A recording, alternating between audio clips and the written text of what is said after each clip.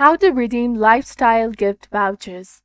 Hi everyone, welcome back to our channel. In this video presentation, let's go over how you can use your lifestyle online voucher to make purchases.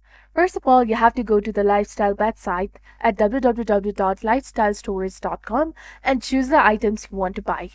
Let's go to the shoes and bag section. Once you click on any item you'd like to purchase, click on Add to Basket. Fill in your information and select the option to use a gift card. Enter your 16-digit gift card number and PIN, then complete the payment using any of the available methods. Don't forget to do the same process on the Lifestyle app as well. And please remember that Lifestyle online e-gift cards can only be used on the online stores and apps of Lifestyle, Home Center, and Max. You cannot use them at physical outlets.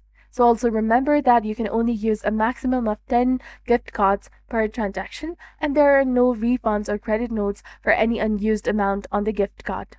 Thank you for your viewership and support. Have an amazing day.